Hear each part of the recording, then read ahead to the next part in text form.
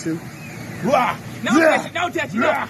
I'm gonna do it. No. Oh, no, Tetsu. No Hashime. No Hashime. Me. I'm Dr. Braun. This is Tetsu Mikuchi, and we're JBE, and you're watching Planet Velvet Pro Wrestling Podcast. Oh!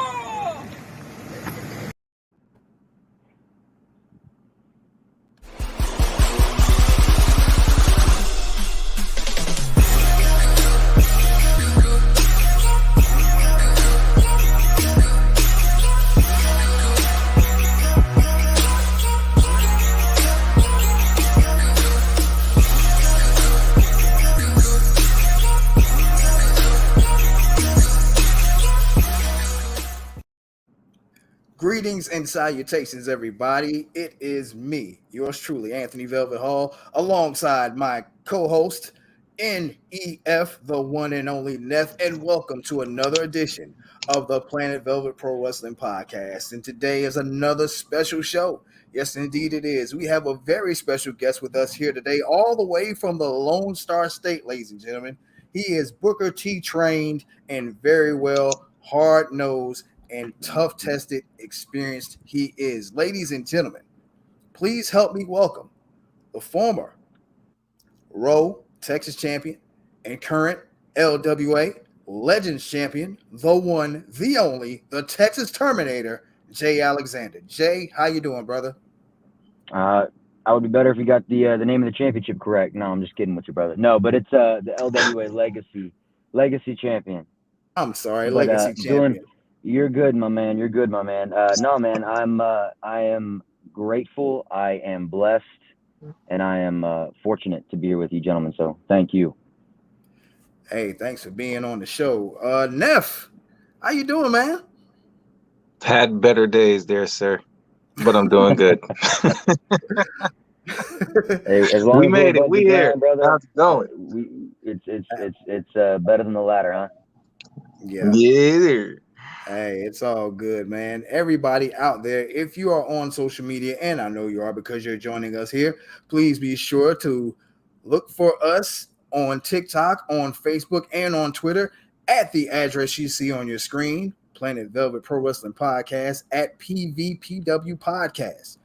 There was a wild week in wrestling, as N.E.F will most definitely attest to. I did not have an opportunity to watch a lot of wrestling. As some of you may know, I was actually filming this week in Tennessee. So I didn't get a chance to watch a whole lot of wrestling, but that does not mean that wrestling news did not happen. Let's talk about some of the biggest news in professional wrestling this week. Last week, we had two AEW world champions, a mainstay champion and an interim champion.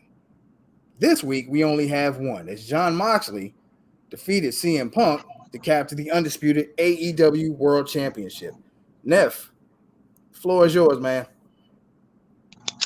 What a wild week it's been. CM Punk. Look here. 10 years ago, I had 2 surgeries on my ankle, right? And 86 days, I feel like, is not enough time just to see CM Punk back so early. I said to myself, what are you really getting yourself into? We all know that defeat is very important, especially in any sport. Anything that you have to put weight on your ankles, your feet, whatever the injury is, it's important. So to see him back in the ring so early with huge stakes, I think you even brought it up on social media about how big this match would be and why would we have it on a Dynamite show. So that match card alone had us questioning, is this even going to be a match? I know some people were saying this was going to be a disqualification. This was going to be some old, just blow the match and then save it for a later date. But they went through with it. And shockingly enough, it was about lasted as long as the Tyson fight. So to see him go down with another injury, we'll see how long this is before he comes back. But it was a great match. And made Moxley look good. Made him look like Goldberg in the 90s, but definitely tragedy. Yeah, with the with this rush to coming back after this ankle injury, Jay, do you think that hiring CM Punk is now looked at as a universally bad investment for AEW? I mean, so at the end of the day, we're performers, entertainers, and I mean, you could say what you want about someone's in-ring work, man. There's so many facets, man, to a performer. I think CM Punk getting brought in more than anything, it has to do with putting butts in seats, right? Like at the end of the day, this is making money, right? So you have guys I know in the business that maybe aren't the greatest in the ring, but man, when they get on the mic, it's over, right? And that's where their money's made, honestly. And then guys maybe that have managers or don't speak very often that are just straight, hard-nosed wrestlers, and that's where their money's made. As far as bringing him back and the ankle injury, and I mean, it's so tough, man, unless you're in that locker room to know exactly like what's going on.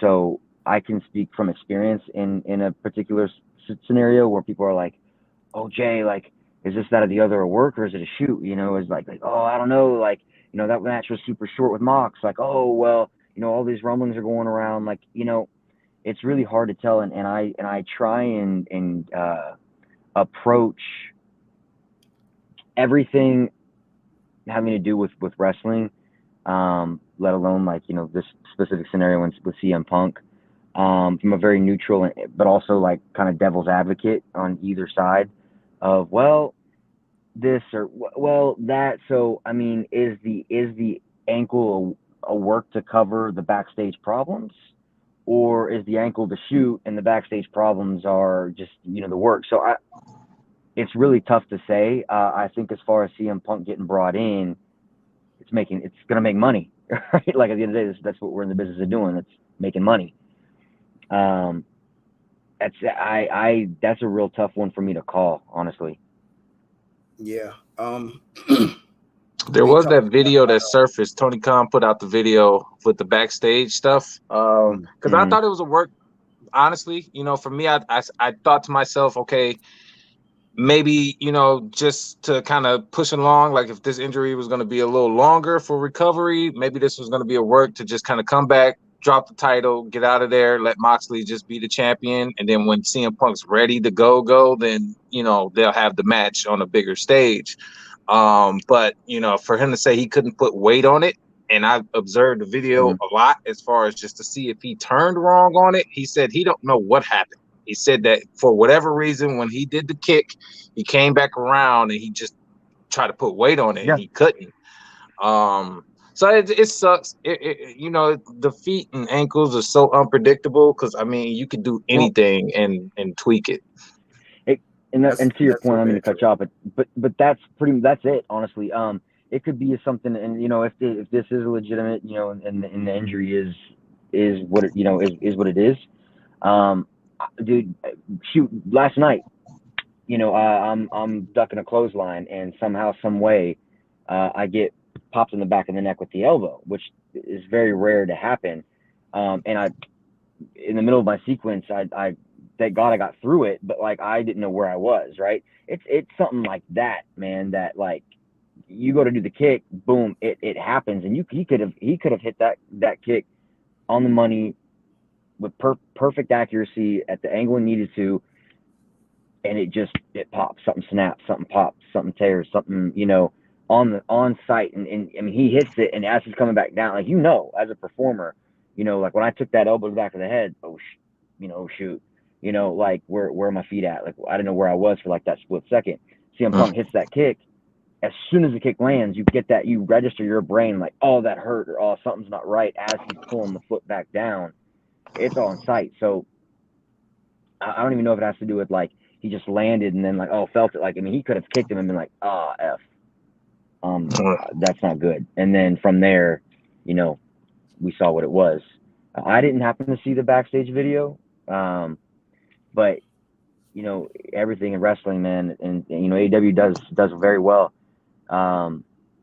It's so it's challenging personally in my opinion. Even if like you see something where the guys I can barely put weight on it or this that or the other. It's like I don't know. I never really am set on like, oh, that's it, that's the problem, or oh, it's a work, or oh, it's a shoot, unless like I know like verbatim, like I've heard, like I saw it, I heard it from him outside of the fact, like what have you. So that's just my 2 cents for what it's worth.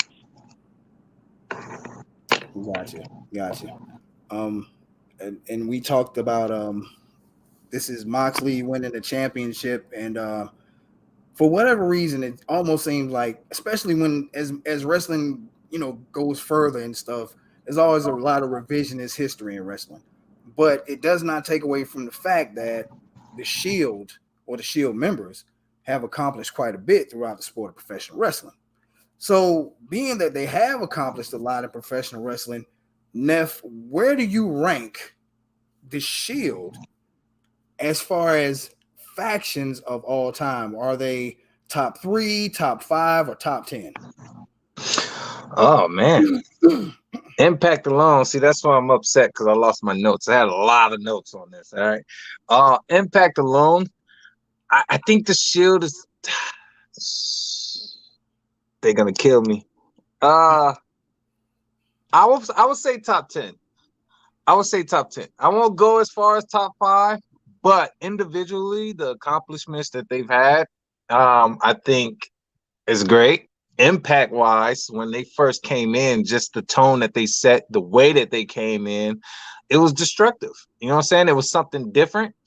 The whole, coming through the audience, like as like we about to just go tear these guys up and then we out of here, like their presence, it was impactful. I really, really like the way the Shield came in. And like I said, as individual talent, I think they've all had some great accomplishments and still doing things individually as solo acts. So I mean, I put them in the top 5, but it's a heavy competition when we talking. I can run off a list here. So it's a heavy competition when we talk about top anything when it comes to factions. But don't kill me in the comments, and don't kill me in my the Shield top 10. I said it.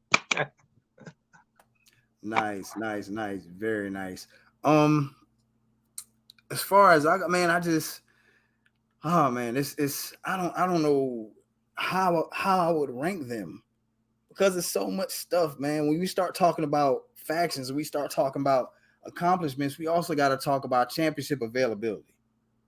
Because in the heyday of some of the better, factions, some of the more legendary factions, there were not as many championships. There was a time when WWE only had 3 championships: the World, Intercontinental, and the Tag Team. That's fact. In some way, shape, form, or fashion, organizations and factions managed to achieve greatness then. Title availability is something that makes me scratch my head. I won't even say level of competition, because wrestling is so much different now than it was 20, 25, 30 years ago. But I'll give the Shield their props, and I won't knock them for accomplishing what they've accomplished, because I would be inclined to say top 5. You might have to nudge me on that. Top 10 easy. Top 10 easy. Top 5. Oh man, I'm trying to figure out 5. I can name at least 3 more factions that I would say are better than the Shield. Off top, 4 Horsemen, NWO, and DX. Facts. Same 3. 2 more after would be a hard sell. It'd be a hard sell. So I'm teetering that line of top 5 and top 10. I really am. Glad to have Jay back with us. Sorry about that, guys. I don't know what happened. I was playing with my settings and all that kind of stuff, man. I was hearing what y'all were saying as I was trying to get my stuff together. Hey, nothing wrong with that. I apologize. You guys are talking about, I guess, the factions. Where are we having evolution in all this? That's pretty good. Because you said 4 Horsemen, NWO, and DX. It's funny you said that, because I actually just just met with Shawn Michaels, and chatted with him just briefly. But DX is DX for me. And I mean, I told him, I was like, man, I just wish I had more time, and I just want to pick your brain, especially with all the experience. But no, for me, I personally, I never got behind the Shield to a certain extent. I don't know. I just individually, okay, like we can get down to specifics. But as a faction, I get all they've accomplished and all they've done and all they've attained and who they've been in the ring with and how they were booked and what have you. But personally, I don't know. I never looked at the Shield and was like, "That's them boys." Hey, you paying attention? Like for me, NWO was. I mean, you kind of don't get bigger than the NWO as far as star power. Four Horsemen are just. I mean, you can make a statue of the Four Horsemen, as legendary as they are. But to me, man, when I look at a faction, I'm like, shoot. Like if I'm in ring and that music hits and I see those men come out, I'm thinking Evolution. That's just me, though. I mean, we also got the Hart Foundation too. Like I was just thinking about them as well. That's a good one. Let's not forget the Hart Foundation. I was just thinking about the Hart Foundation because it almost seemed like for a minute they were kind of, overshadowed. Once when DX really came into their own, it's like the Hart Foundation were forgotten about. But the Hart Foundation accomplished quite a bit in their run, and I don't know how long their run was when we got the full-on Hart Foundation with like 5 members in it, but they did accomplish quite a bit. So, yeah, they did. And for old school fans, I always go back to the Dangerous Alliance. I always go to the Dangerous Alliance in WCW because they accomplished quite a bit as well. So, yeah, I mean, it's just for me. They call the Shield a faction. To me, I've always looked at a faction as 4 guys at least. That's always been me because I've always looked at the 4 Horsemen. But it's not taking anything away from the Shield. I always believe in strength and numbers. So, but yeah, the guys, all the factions that you guys have mentioned, definitely have made their mark. Michael Brown, a contributor to our chat room, has appreciate you, Mike.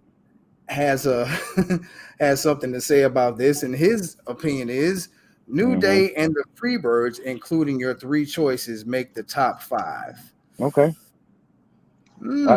I'll tell you what. I think you want to talk about like revolutionary, man. I actually yesterday got to mix it up with Big E, and I was like, hey, brother, like being up and coming. I was like, what's something that you can that you can give me, just some tidbit of advice. And man, it speaks volumes, because he could have easily just kind of shrugged it off or given me like a half-assed, answer. But he really took the time to actually get to the nucleus of the point. And I can take it from him what he told me, because that's exactly what he did with Kofi and with Woods. So I obviously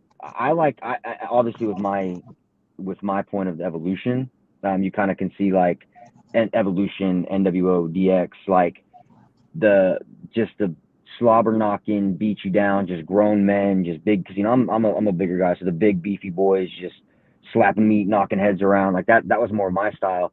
So never really got behind the New Day. But when you talk about someone like a faction that revolutionized like wrestling in multi-men, like I think obviously the New Day is as respected and has all the accolades as it does for a reason. And if you want me to be honest, I might get some controversy here, but in my opinion, I would personally put the New Day above the Shield. That's just me as a faction. Like I said, obviously individually, that's a whole other ball game. With respect to Kofi, Woods, of course, and E in their own individual way. But for me, New Day, I'll give you New Day. Freebirds, I'm not gonna lie to you, but I'm a younger buck, so I'm not as familiar with the Freebirds. But I mean, the fact that they're still around, to this day, says something. So, but I can't speak on the Freebirds, but New Day is up there for sure. Absolutely. Ladies and gentlemen, we will be jumping into our very first break. But when we come back, we will talk about a personnel change in WWE this week. Stick and stay, don't go away. This is the Planet Velvet Pro Wrestling Podcast.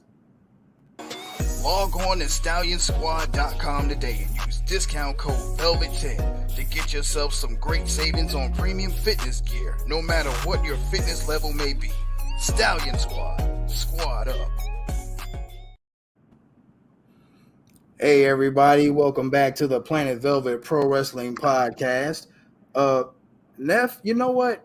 I think I slipped on something, man. I think I gotta give you a dose of one of your favorite people in the world real quick, because I just welcomed everybody back, but I didn't welcome it back in the way it should be. So here's a friend of yours welcoming us back the right way. Cue it up.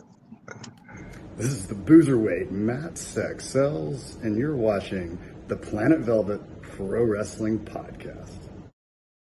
That's my guy. Neff Max Sex Sells. Matt Sex Sells, one of the best guys you will ever meet in or out of the professional wrestling business. Okay, so as I was talking about personnel changes in WWE, this one really does not surprise me for a variety of reasons. Jeff Jarrett is out as Senior Vice President of Live Events for WWE, and Road Dogg has been called in to take his place. Neff, your opinion? Hey, man. When we talk about factions, as we just did, and DX is at the top, I would have never thought. I would have thought this back in NWO days. You know, like this is what NWO should have did, and ultimately, you know, burned down the house of WCW built. But for DX, it's a great thing to see after all this time that DX is now running the asylum. Like I can't confirm. Maybe you can. And I looked it up and I was trying to confirm this. I'm like, there's no way in hell Road Dogg is now in charge of the live events. Then you got Shawn Michaels, which, you know, maybe Jay can, you know, confirm that. Like, you got Shawn Michaels, then you got Triple H, then you got Stephanie. Like, it's just, I would have never thought this in a million years that DX would be running WWE. Like, that's literally what it is. You're watching them pull the tank up to WCW, and you're like, yep, they're going to run the company. Right. Put it in their hands. What? It's great, man. It's great. It's a good idea. That's awesome. I worked this show or two with Jeff Jarrett, and I mean, even just in the business, like I can't really say I know him super personally or anything like that, but I've watched the way he's moved in the business. And Jeff's not the biggest guy in the business, but he fancies himself as a giant. He always has. And when opportunities to put himself in a position to be seen as larger than life present themselves, Jeff Jarrett takes full advantage of it. When the Jarretts bought the right to the NWA years ago, Jeff positioned himself as champion and became a multi-time world champion. He's gone down to Mexico and won championships. He started Global Force Wrestling. There was an intermingling between the two organizations and Global Force and Impact Wrestling, and we were under the impression that we were just going to see Jeff Jarrett as a suit. That did not happen. Eventually, Jeff Jarrett got into a position where he tried to make himself the forefront of the entire movement, and everything just went to hell. And ultimately, we wound up with the modern day version of Impact Wrestling, which if you are not watching it, you should be. Honestly, Impact has done something that it has been searching for 20 years. Finally, it's found its identity. And Impact Wrestling is actually really freaking good. So you should be paying attention to Impact Wrestling. But Road Dogg being in, I can remember, I think maybe a week or two ago, Road Dogg was wondering why he wasn't being hired by any major company to contribute in an administrative role. I think he was wondering why Tony Khan didn't hire him in AEW as well. But now Triple H has scooped him up, and now he's the senior vice president of live events. You know, I can't wait to see how this all plays out. You know, we're depending on what side you're looking at. I don't know where we are with the whole pandemic, whether things are getting better or worse, but hopefully this too shall pass. And when it does, Road Dogg will be in place, telling everybody what to do. And as far as live events go, Jay, how do you feel about Jeff Jarrett being sent out the door and Road Dogg being brought in? I think as far as like Jeff leaving, I mean, obviously we didn't hear anything about there being any like falling out or malicious or harmful or what have you. So as far as him leaving, like obviously he made his contributions. Just kind of piggybacking off you said, I feel like I would digress on any further comment of that regard because Jeff Jarrett is Jeff Jarrett. So hats off to Jeff Jarrett and all he's accomplished and all he's done, and obviously, excuse me, leading WWE and in his time for where it went. But as far as essentially DX running kind of every facet in its capacity, I mean, what better? Who knows the asylum better than the inmates, right? No, I think you obviously saw what NXT became under Triple H. We saw where it went without him, right? And now, even though it's brief, we kind of see. You can't. Let me retract the see and put feel, right? You feel what just even though it's so brief, you feel the difference. There's a different wind blowing, right? The water's crashing against the shore a little bit harder, right? Like so many people are like, oh, Triple H, has taken over, and then like the first Raw, like, oh, I really didn't notice much difference. Like, dude, seriously, like this isn't going to happen overnight. These changes are going to be implemented, and obviously we've seen it in the brief period of time. Dakota Kai, Io, obviously Io Shirai now is Io Sky. They're brought under the super, or not the supervision, but the leadership of Bayley. Obviously Bayley being back is big. We see Karrion Kross come back, but not just Karrion Kross, but Karrion Kross come back with Scarlett. We kind of now see a little bit of I don't want to say a crack in the bloodline, but you start kind of seeing the ground is starting to shake a bit, right? Roman he still is the top of the mountain, but now you look at Drew, you look at Carrie, and you look at kind of, the storylines and such that are kind of being prepared, the talent's coming in, Gargano's back, you kind of start seeing like this landscape of like, oh, this is going to get real, it's interesting, like you're intrigued, right? And at the end of the day, that's what essentially it is from the start is how do we grab, hey, where's your eyes? Right here, right? And obviously now that you have the eyes, how do we blow the roof off the place, right? And I think, starting with Triple H, like obviously we feel the difference, and obviously into the transition of seeing it. Sean, obviously one of the greatest performers of all time, right? So obviously him kind of leading creative and putting his 2 cents in there. Obviously, you wouldn't be best friends with Triple H if you kind of didn't have like the same type of like, understanding, belief in the product, creativeness, like, and so on and so forth, not just as a performer, but now into an exec and so on and so forth. So Sean and Hunter, right there at the top, it's only befitting. And then obviously Road Dogg, it comes at a perfect time of man, like what's going on? Where's my opportunity? And then boom, here it is, because obviously there's a commonality, not only just in the way that they ran their faction and how they made a name for themselves, both, as a group and as individuals. But there's understanding there of like, okay, we get this as at the ground level. You know what I'm saying? Like, if we get this at the ground level, why can't we make something special happen, for everybody at the top, at the top, And I think that's, I think, we could take a page out of that book just in general. You have a lot of people in the world pulling strings and making decisions when they have no earthly idea of what goes on at the ground level to begin with. So right. I think it's befitting, and it's a ode, it's a respect, it's a love letter to professional wrestling as a whole to have three men, such as Sean, Hunter, and just obviously Road Dogg as like the heads, because they know they get it at the ground level, they understand it, so they can implement that from the top down, and we see it, you feel it. Nice, very nice assessment. It's gonna be very interesting to see. I mean, I gotta scratch my head and wonder if any feelers have been sent out to Billy Gunn. I gotta wonder if they've been trying to bring Daddy Ass back. I don't know. Is he where is he? Last time I seen him, he was in TNA. Well, Billy Gunn, no, Billy Maybe Gunn's in AEW. he's in a. Billy Gunn is in AEW, and his son's He wrestling is. in Right. AEW. Yeah, Yeah, he's yeah. contracted to Austin and Colton AEW and Gunn. the Gun Yeah, Club. he's Yeah. Daddy Ass. He's Yeah. Well. evolved. Yeah. Mhm. Well, he's not Been coming up Mr. off He's that been contract. badass. He's been Mr. Ass. He's been King Ass, and now he's Daddy Ass. I mean, you can't make this stuff up.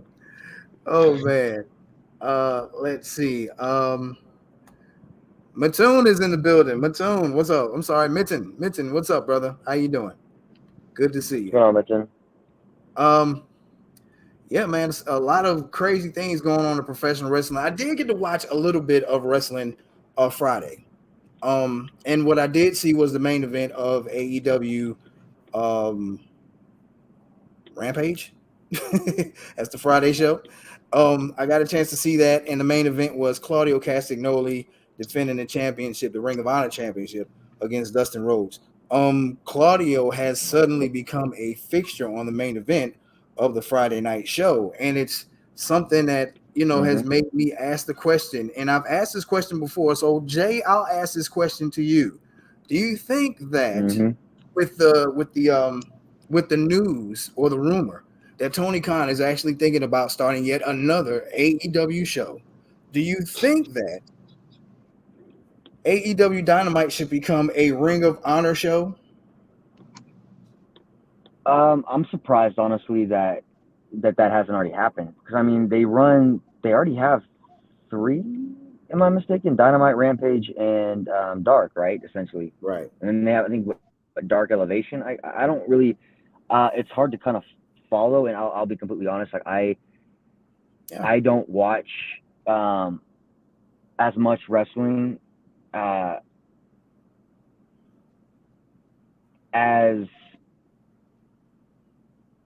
Oh man, how do I know how I have this in my head. I don't know how to proficiently word this. Like, I don't watch very much wrestling in general. I do obviously as film study, or like guys that I know, like I can relate to or take something from as far as a character and what have you. I think I'm surprised they haven't already done that, especially when AEW acquired Ring of Honor. I felt like there would have been, and maybe there is, and it's real early, and they're ironing out all the details and what have you. I was kind of surprised that they didn't have one already, but I think this is my 2 cents. The wise thing to do would be to, if you're going to create another show, make it a Ring of Honor show, because I feel like what's the point in acquiring Ring of Honor if it's just going to be AEW? Like, you're keeping Ring of Honor alive through the titles, right? The championships, but what does that mean, right? Because like you look at someone like Claudio, who is very much so well deserved of a championship, for crying out loud. Like, finally a highlight, let alone like a top of the mountain as like a Ring of Honor which is so historied and pure, in its roots. What is that? What does him being a champion? What is the significance of that if there's nothing behind it, right? Like, you're the AEW World Champion. Well, okay, it's a big company. There's however many 2-3 shows. That's something, right? Oh, Claudio Castagnoli is the Ring of Honor champion. Well, what is Ring of Honor, right? We know what it was. Like, what is it now, right? Like, so I would assume to keep like the continuity and the prestige and the history of Ring of Honor alive. If you do create another show, I would imagine you would have it Ring of Honor and highlight more Ring of Honor talent. If not, start bringing up, maybe that's, I don't want to degrade or slander Ring of Honor and saying like it's a developmental system, but utilize Ring of Honor to not just get more people on TV, but to highlight maybe some of the younger talent, because there's so much talent out there, man. Like, I can go on a whole nother spiel on that. That'd probably take a whole nother podcast to do, another episode, but there's so much talent, man, that deserves a platform. And they do a great job with it on AEW Dark and AEW Dark Elevation. But I think Ring of Honor is just another opportunity to give, Claudio, to give Wheeler Yuta, to give, Ring of Honor, FTR as the champs, the tag champs, They are still Ring of Honor tag champs, right? I know they got like 3 or 4 tag belts. I think I do believe they're still Ring of Honor tag champs. But give them like their highlighted space, you know, on AEW as well. But highlight that brand and then start building Ring of Honor from that show on into where it's like there's a reason that they have champions. You know what I mean? And give more people, more wrestlers opportunities. You know, to be signed and to have an opportunity to showcase their skills on a national level. So I think if you do create another show, it is a Ring of Honor show. If it's a Ring of Honor show, we start moving in that direction as well, and ascending Ring of Honor in of itself. Because I think if you do that, man, I think your legacy, Tony Khan's legacy, not just in creating AEW, but man, you created AEW, right? Gave a lot of talent and opportunity to strive and thrive. And then obviously help out Ring of Honor, which is, you know, needed the assistance. Build that up, like you've essentially built 2 companies and really helped out and given. You want to talk about giving back to the business in such a way. I mean, Tony Khan's already obviously well respected and well, and you know, well appreciated. I mean, I think you give Ring of Honor its roses back, man. That's I know I kind of got carried away there, but no, I would hope. Totally agree with you. I would hope too. Yeah, I would hope. Yeah, there's so many guys, man. Like, being on the ground level as a performer. I'm sorry, I'm going off on my tangent here, man. Like, there's a handful of guys, brother, that like I see not just dominate the state of Texas, man, like, but just nationally. And dude, I'm telling you what, like, excuse my language, it pisses me off that they're not pen to paper contract really signed. They can go with anybody. They're the best athletically, the best, you know, characters. Like, I got a handful of guys in right now that, like, if just by some grace of God, Tony Khan, you know, Triple H, you know, what's this? Man, I'm brain farting right now. Is it Scott D'Amore, right? Who runs Impact? Am I mistaken? Right. I'm brain farting for whatever reason. So if they all just said, "Hey Jay, who's your guys?" And guess what? I would be last, if even on that list, if I'm being honest, if I'm being, you know, modest about it. There are a handful of guys that, like, this is a travesty and a disservice that they are not signed. So I digress there. If you want to know, we can talk about it. But other than that, I don't want to take you off, you know, off where we're going. So I'll take the mic, please. I can run with it. Man, I agree with you on so many levels. Everything that you're talking about. Mm-hmm. Definitely want to give a shout out to the luscious Amazon Love Wilds. What's up, Love? How you doing? Quite a few opinions have been thrown down since you started. Michael Brown says that they could use ROH the same way WWE uses NXT. And that's how I'm kind of impartial to that because I know what ROH has been. ROH is a world class organization, and that's why I was tentative to say. That's why I was tentative to say developmental. It couldn't be developmental because Ring of Honor has already surpassed that tenure, you know, that prestige. Absolutely. So I couldn't be developmental, but still use Ring of Honor to, and like I said, fluctuate because obviously your Ring of Honor champions are main players on any roster, AEW, WWE, Impact, what have you. So it's kind of a hard sell to say, oh, that's, you know, Ring of Honor is a developmental for AEW. That wouldn't suffice. But still have it a segue. And that's one thing I love about wrestling that AEW, New Japan Pro, Impact, Ring of Honor, they're all doing is they're all just saying, hey, let's have some fun. And they're going over here, they're going over there, they're doing this, they're doing that. And I think that brings a whole other level of magic to the industry. But I agree, Mike. I agree to an extent, like you said, Mr. Velvet. Absolutely. Yeah, they're saying Tony Khan doesn't even promote ROH. Death Before Dishonor, say he didn't promote it. And something else being said, why is the ROH championship being defended on Rampage instead of Dynamite? Don't make sense to me. At this point, to me, the Ring of Honor championship being defended on AEW programming doesn't make sense to me. Give it its own show. The fact that it is being minimized so small to matches and not a complete show, you know, you have, to Jay's point, you have championships in Ring of Honor. If you just talk about the titles that they have, You got a world champion in place. You got world tag team champions in place.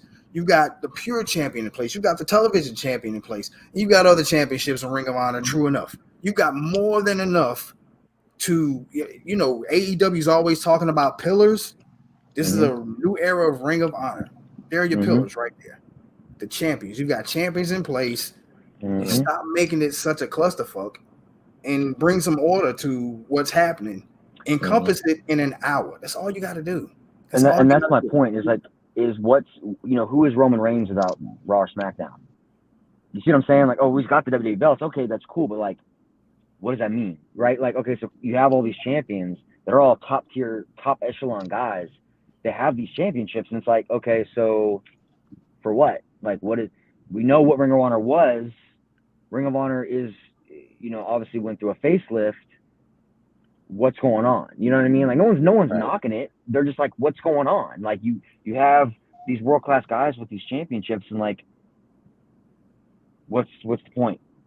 You know, like, not knocking to disrespect it, but like, let's give them, a show. Let's give them a story. Let's make it, let's make Ring of Honor these championships, these champions. I mean, I say relevant, like, not and obviously in the term that it's but like, let's give it a reason. Let's believe in it for a reason. So I agree. I agree.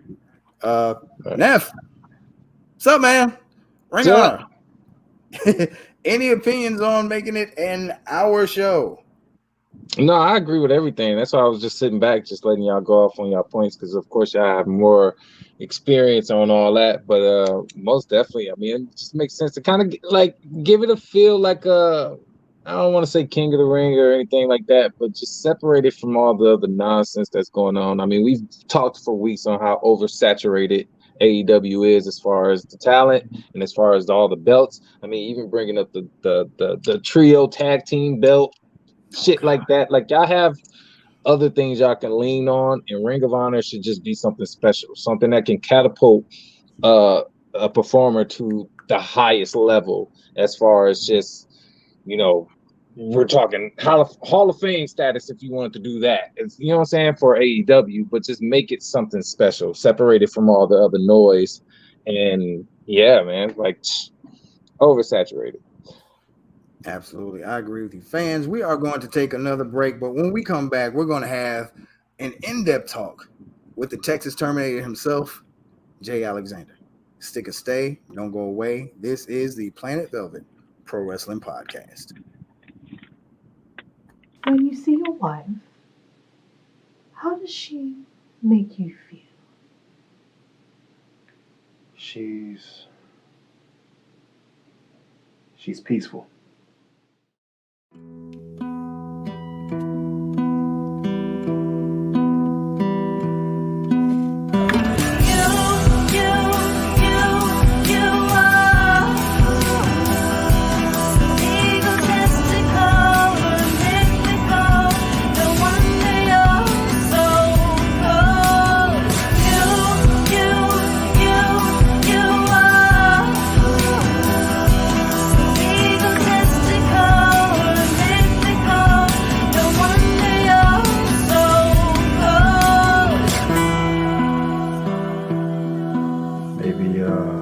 Trip to paradise.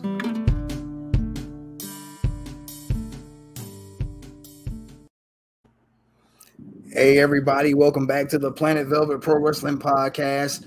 Me and N.E.F are here, excuse me, with our very special guest, the Texas Terminator, Jay Alexander. Now, Jay, I've been looking at your bio, and very extensive bio. You are a very multi-talented individual with your, I appreciate that. You got a lot of irons in the fire, and you seem to excel in just about all of them. But before we get to that, tell us how your interest in becoming a professional wrestler began. So I, of course, started out a fan. I remember when I closed my eyes, a flash of like my earliest, because I know, like, what's your earliest like memory like of wrestling? And I remember mankind being thrown off the top of the cell by Undertaker, and you're just kind of like, what is that? Like, what just happened? Is that man just died on TV? Like, it's like, as a young, I'm 95, right? So I'm a young buck, right? So, that was very early on. Just that's like a flash in my head. I just remember, like, I didn't know what channel it was, what was going on. I remember seeing like flashes of it, like sporadically, like as I was getting older, late 90s, early 2000s, like just like I said, like, because you're so young, just flashes of just moments. And now that I think about it, a lot of it was Undertaker, like the flashes that I can recall.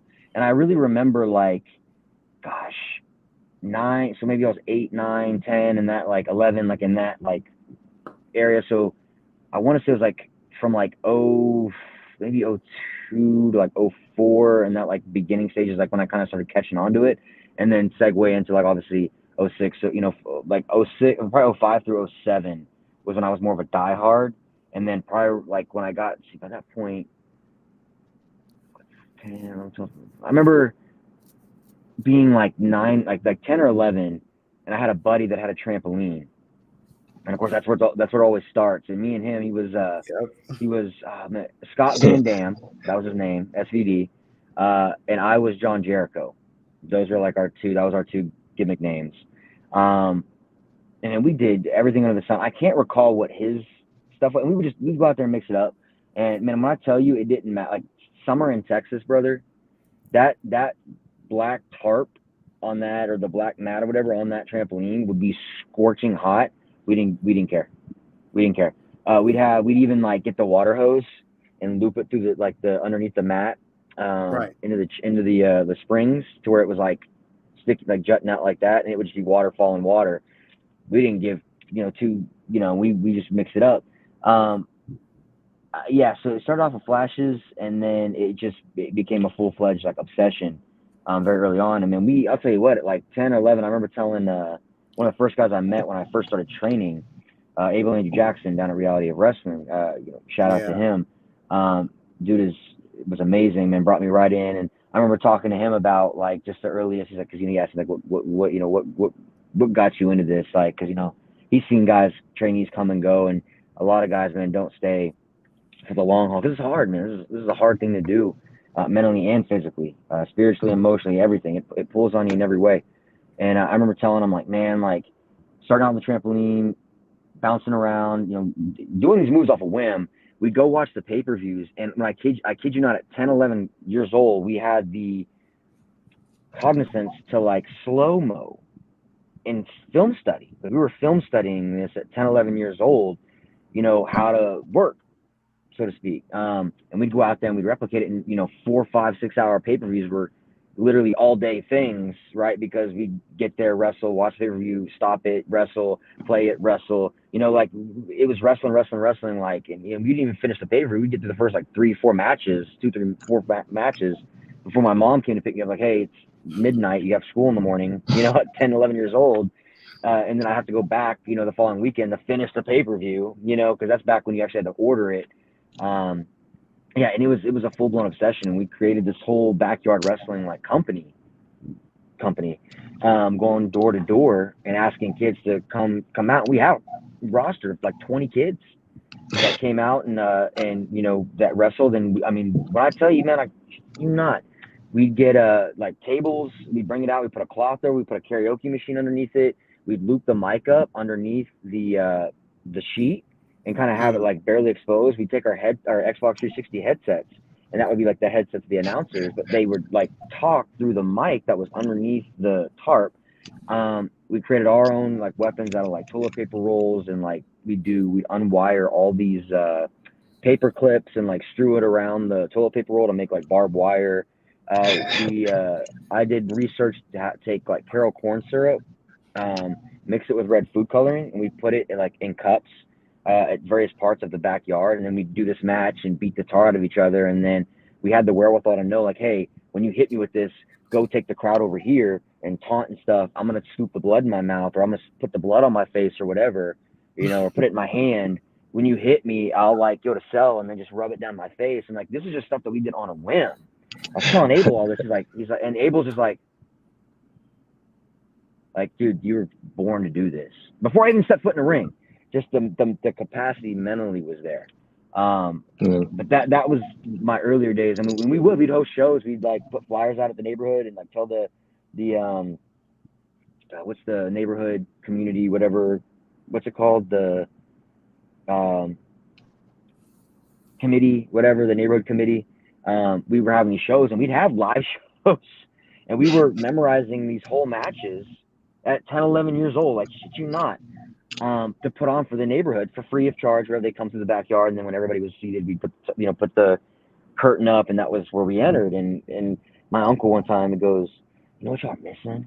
I'm like, what? He goes, fireworks. Shit you not. We're 10 years old. He's like, y'all missing fireworks. So I'll be damned if we didn't have one of our, we had a friend that was, I think he knew older. He was like 3 or 4 or 5 years older. He knew older kids. And so he got us fireworks. We set the grass on fire the first time we did it, and that was the end of it. But anyway, that was the earlier, and man, we would bring TVs out, bro. We'd go through Windows Movie Maker, man, playlist.com, back when you did HTML to embed on stuff, and we would embed it into and create it through Windows Movie Maker, create our own highlight reels and our own. I mean, we're 10, 11. I don't know if y'all understand this. I'm 10, 11 years old doing this off a whim. We didn't, YouTube, Google, was still somewhat like new, so we didn't have the wherewithal to do that. We just were so hungry and excited to do this because we loved it so much very early on that like we just did it on the fly. And we'd bring the TVs out and bring the multi-port out and run an extension cord and plug them all in, and there was our entrance stuff and yeah, man, like music and we used the foam WWE belts as our championships. And man, we spray painted, legit got spray paint because, like I said, Spencer, who was our older friend, had his older friends get us spray paint, and we spray painted all of our logos on the inside of the fence. It was, oh man, It was some of the funnest memories, man, of my life. Like my finishers were the super kick and the swanton bomb. I remember that. Nice. And yeah, that was my earlier experiences with wrestling. That got me into it. It went from flashes to fandom to obsession. Yeah. Nice. N.E.F, you got any questions? I was gonna ask about your arena football days. Oh yeah. So kind of like in full as modest as I can put it. I'm a pretty freaking good athlete. Like with all humbleness and modesty, man, but like you gotta, as my trainer at Chris Russo, Reality Wrestling says, hey, I got to call it. An ace is an ace. And I've always had a very natural athletic ability. When I tell you I've literally played and done everything under the tennis, football, soccer, golf, hockey, horseback riding. I've done everything under the sun. Yeah, just off a whim, or because I had connections. Sort of my grandmother was, a golfer, and so I was out on par with her, on the green with them. And then I've done everything under the sun. Segue into, late elementary school, 4th, 5th grade, in that like time frame. And I remember I was super big into soccer, right? That was something I just took to naturally. And I was always a thicker kid. I got wider shoulders, always have. And I hated soccer because like they would do this little nudging BS. And I'm like, man, just off me. I was always a physical. I had a temper for some reason. I don't know why. I had a really blessed life, but I had a temper, and I just hated kids. Like, so I would shove the shit out of them. And there were a couple times I got ejected because I played one of my halves at a goalkeeper. And I watched this kid slide tackle my buddy Colt, played defender, slide tackled him from behind and messed up his knee. I ran out that box so fast, bro, and I just cold cocked the kid, cocked him. So I got ejected out of that game. And I remember my brother saying, "John, really think you'd be really good at football?" And so I said, "Football? I don't know, man. I don't know. I've always been a soccer player. Like, whatever. We'll try it." 7th grade rolls around, strap on a helmet. I get on the field, and I am leveling everybody and everything. Just if it moved, it was getting clocked. I haven't had to get yelled, or not yelled at, but like John, like, hey, you're wearing a blue jersey. Yeah, cool. The guys in the white jersey, hit the guys in the white, because I was cold cocking guys in the blue jerseys. I was all right, cool. I remember this kid. We were doing hitting drills. And I laid in this kid. Dude, I had a bloodlust. When I tell you I wanted to hurt you. I was the New Orleans Saints before the New Orleans Saints, right? I was bound. They could have called me Jay Bountygate Alexander. I was hunting. I was head hunting with a menace, with a purpose. And I remember I cold cocked the shit. I was doing hitting drills, and I was just standing over him, just like salivating, like, yeah, so you deserve that shit. And he goes, hey, can you not hit me like that? My head hurts. I'm like, oh, I can do this. I was like, yeah, I can do this. Like I was mean with it. And since then, football was it, man. Especially because you start getting older, you start kind of like feeling like kind of what's the word? I'm brain farting it. Insecure. You kind of start feeling insecure about who you are and trying to figure out, who am I? Who is this guy? What am I becoming? And I thought, oh, wrestling is for kids, man. Wrestling's for kids. Like, I'm gonna be a football player. Yeah. So that obsession for wrestling subsided. I say subsided, like kind of took a nap, right? It became football. So I lived and breathed for football, and I ended up becoming strong side linebacker. And I was academic all district by the time I graduated high school. But let's just face facts, man. I was like 5'5", man. And ain't no one gonna want a 5'5", 185-pound linebacker in college. It is what it is.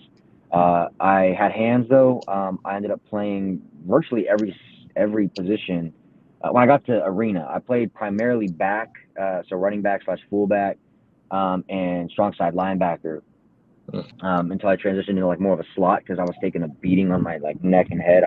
I legitimately had like spinal issues at 16, because I was just hitting everything that moved, and my doctor's like, you're gonna die on a football field, like, and being told that, like, 15, 16, you're like, shit. You gotta think smarter. So I went to slot receiver, because it was kind of like a F back in our system, because our system produced was just a straight I formation, just bully ball, running back. Literally Stephon Taylor, who ended up going to Stanford on a full ride. We had Julius Lewis, who went to TCU on a full ride.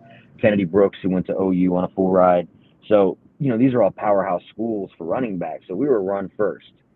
So I was like, being an F back, I still block, get the ball on short routes, but protect myself. But I wasn't scouted out of high school. I was tiny. Played 11-man outdoor, which became one season. Then I played 8-man outdoor, and then from 8-man outdoor, I got a contract for the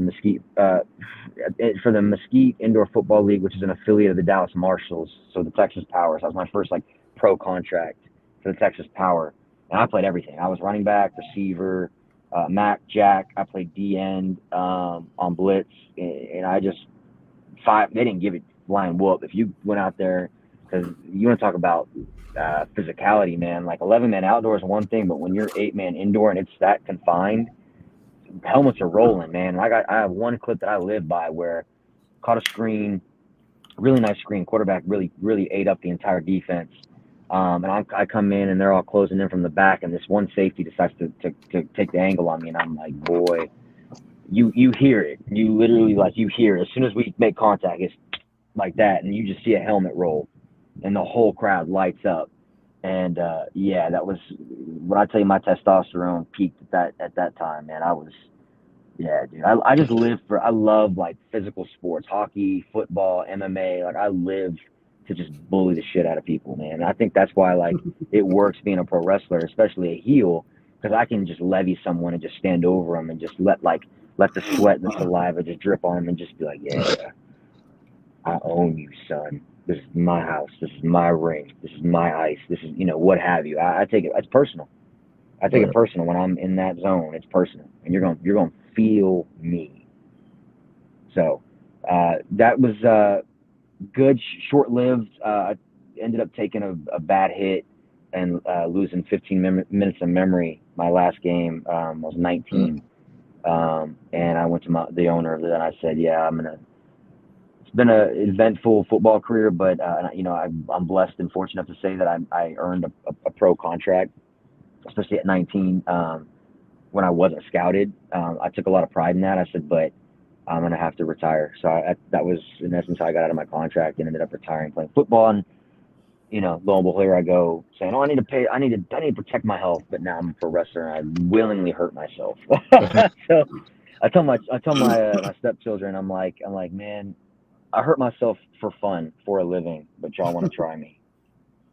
Okay. Anyhow, yeah. So that was arena. Kind of short lived. I played like 2 or 3 seasons all together. No, it's 2 seasons, 3 seasons, 2 or 3. I can't recall. Ended it on a 15-minute memory loss hit. So that was arena. Nice. Well, you say you get a kick out of hitting people hard. If I'm not mistaken, you have a match coming up with one of the hardest hitters in the business, Shane Taylor. I am salivating. I know you are waiting for that match. Shane Taylor does not hit like a featherweight at all. No, he doesn't. Going into your match with Shane, what is your strategy? Man, I'm hoping that because Shane's got some credentials, brother. I'm hoping that he goes in feeling a little bit cocky. I'm hoping that he goes in feeling a little bold. I can't say there's something about being an underdog, because maybe on paper I'm the underdog, but I never feel like I'm ever I don't feel like I'm ever not capable, right? Like, so I'm hoping he goes in thinking he's, oh man, like this young buck, this inexperienced, dude thinks he can hang with me, and it's like, listen, buddy, you're sorely mistaken. And to be honest, if you want to know how hard I hit, go ask one of your former STP brothers, Khan. I dropped him a couple times. Nice. That's all I'm gonna say. And that's what, like, that's the one thing about pro wrestling that I kind of I'm not the biggest fan of, is pro wrestling. If you can work and talk, you're a full-fledged player. And I mean, I can do both. But man, I'm one of those, like, if I gotta cut a promo, I'm gonna say a good one-liner and just say, I'm about that action. Come see me, right? I think talk. Honest to God, like, I get it. I get pro wrestling talk, but talk is cheap. You can come see me. That's all it is about it. So, like, when I look at Shane Taylor, man, I'm hoping, and maybe I'm completely wrong, and he knows who he's stepping in the ring with, and I honestly, if I'm being realistic, Shane Taylor isn't Shane Taylor, and Shane Taylor doesn't accomplish what Shane Taylor accomplishes if he doesn't understand who's stepping across from him. I think a fool just adopts the mindset of, like, man, I'm the end all be all. I'm the greatest of all time. This dude ain't nothing. You know what I mean? Because, hey, like I say about the NFL, on any given Sunday, you know what I'm saying? Shane Taylor, on any given Saturday, you leave that jaw unprotected, brother. It's just going to take one. So that's my game plan. My strategy is earn it. Truthfully, man, take everything he throws. Which I'm a tough SOB, brother. Like, I got cold. Like I said, I got cold cock last night. Hit the back of my neck, and I went blank. And I had a video of it. I still hop up, kick the dude in the jaw. He's all, he's out of it. Pull him in, pick him up, and because I'm out of it, I'm not where the camera needs to be. So I legit, as I have this dude cradled like a baby, right, turn around and then swing him around, set him up, slam him down, and then go into my next part of the sequence. I mean, if I can do that, man, it's not even coherent. Yeah, so earn it. Yeah, man. Sounds like you ready to throw some bows with that man. Well, I definitely hope somebody records that match, because I want to see it. I watched your matches. I watched your road matches, and I watched some of your other stuff. And you get down, man. You get down. You throw a variety of suplexes, and can't wait to see that match. Wishing you the best of luck on that match. Jay, please tell our fans where they can find you on social media. Man, I'm on Twitter. I'm on Instagram. I think and Facebook. So Twitter and Instagram, J Alexander PW, one word, J Alexander, just as it's spelled, PW. That's Instagram and Twitter. And then my Facebook is official J Alexander, if I'm not mistaken. If that doesn't pull up, it's official J Alexander PW. But I know it's one of the two. I'm certain of. Okay, man. Well, look, we wish you the best of luck in your match against Shane Taylor. And we never turn down a guest. So once you've been on here, the invite is always open. You're more than welcome to come back and talk to us, man. We definitely want to hear more about your career. I genuinely, from the bottom of my heart, appreciate that sentiment, as well as the luck. I'm not gonna need it. No, I'm just kidding. No, it'll be a hard fought victory for myself or for Mr. Taylor. But truth be told, one of us is gonna be, if not both of us, gonna be picking our jaws up by the end of that. So I do appreciate that as well. But yeah, no, I definitely look forward to mixing it up with y'all again, gentlemen. I greatly appreciate it, Mr. Anthony Velvet and N.E.F. You guys are awesome. I appreciate y'all, man. Thank y'all. Thanks, man. Thanks for being on the show. We really appreciate you. All right, ladies and gentlemen. Before we get out of here, I got two pieces of business I want to give you guys the heads up on. As you may know on social media, because I've been telling everybody about it, yours truly has been nominated for not one, not two, but 3 ATL Hottest Awards. That's right. So this is what I need you guys to do. I need you guys to go to atlhottest.com and vote for yours truly, Anthony Velvet Hall, in the categories of Hottest Actor Screen, Hottest Author, and Hottest Online Personality. That's atlhottest.com. Make sure to get your vote in there. And there's some write-in votes, man. And to be real with you, I'm going to tell y'all something straight up. There's a write-in vote for Song of the Year. And this guy here, not only does he do music, he does quality music. So if you feel inclined, which I'm sure you do, you should put this guy up there in the list of candidates. Now, to that, I have only one thing to say. Give me a hell yeah.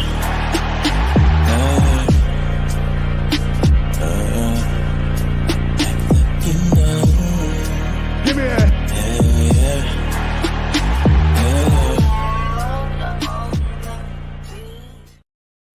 Yes, sir. Jesse N.E.F. Miller is not just a professional wrestling fan, but he's a very, very good singer, artist, multi-talented man. He's an actor. As a matter of fact, he and I were on set this past weekend filming.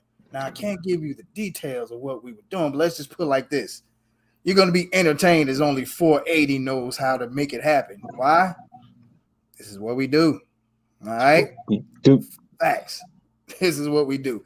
And the last little bit of information I want to pass on to you guys before we get out of here is that yours truly will be wrestling in the Macon, Georgia area again Sunday, September 18th for New Generation Pro Wrestling at Smiley. So be sure to go out there. I wrestled the day after me and N.E.F. were filming and took the NGPW/ECWE champion Hunter James to his limits as he got himself counted out.